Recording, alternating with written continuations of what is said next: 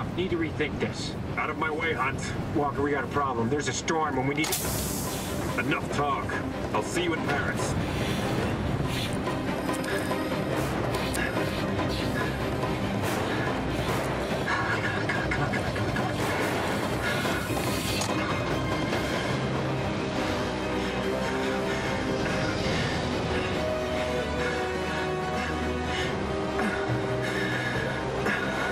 Altitude, 25,000 feet.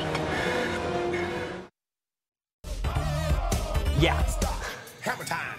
I want to. Like, That's just a taste, okay? I want to see more right there. That's not CGI. I mean, Tom Cruise known for doing his own stunts. Yeah. We're talking Mission Impossible Fallout here, and the cameraman had to stay steady with that shot too. And Tom Cruise has to keep a minimum distance from the camera to make sure he's in focus. So he's thinking all these things while he's doing the stunt. That's actually Tom Cruise leaping out of the plane. It is unbelievable. And that's just the tip of the Cruiseberg when it comes to the stunts in this movie, right? There you go. Okay, action character story. If you're going to see a Mission Impossible movie, you know you're getting action. Yeah. How do they up the ante from what we've seen in the previous movies? I'm just going to cut to the chase. This is the best of all the Mission Impossible movies. It's one of the best action movies of the last decade because it's got that emphasis on story, character, and action spectacle. It's a direct sequel to Rogue Nation, which I loved. And there's also a thread, an arc that is completed that started all the way back in the third one, the J.J. Abrams one. So I thought that was great closure. The characters don't feel like cardboard cutouts. They've got depth, they've got emotion. There are some great moments with all of them, particularly Ving Rhames, who I thought brought a lot to this role. And the action. This is some of the bathroom fight is intense. And Henry Cavill, he's much more entertaining in this role than anything, I hate to say it, he's done as Superman. And it's the most death-defying stuff that Tom Cruise has ever done in his career. They leave the shot in of him breaking his ankle jumping from the London rooftops. They kept it in, and he tries to complete the shot by hobbling away. I've never heard you yell a review just like this. He's running with purpose in the movie, The okay? passion is palpable. Okay, balance of story versus action. You know, if you get kind of tired of seeing the action sequences, how do they work that into the structure? To me, it felt like a very long episode, like going back to the original show. There it is! Oh, that's going to leave a mark. So I love that it had, I mean, there's the MacGuffin, there's the object, the artifact or whatever they're trying to retrieve, right? And it gets a little talky, kind of expository, but they have to set everything up. There's so many twists and turns, so many double crossing.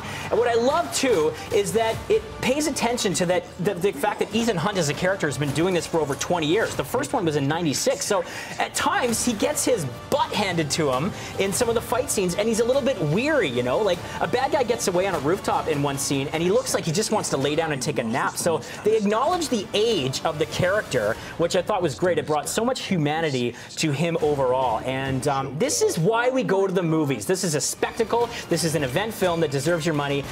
And he learned to become a helicopter pilot for this as well. This sequence here, the audience, when we saw this movie, there was like a collective hush over the entire crowd. Our jaws were on the floor. All right. I don't know. I think I know which way this is going, man. Believe the hype. How many hammers? They don't get any better than this. 5 out of 5. Okay, so 5. I mean, this arguably tops the list of movies like The Raid 2, Hannah, The Dark Knight, John Wick, Mad Max Fury Road. It's arguably at the top of all those. Now you have to do a movie review in 30 seconds for Teen Titans. Go to the movies. All right, if you got kids and they like Teen Titans, the show, they're going to love the movie. They finally get their big screen adventure. Very funny, lots of meta humor. The kids are going to like all the kind of juvenile gags. The adults are going to love a lot of the stuff that's going to go over their heads.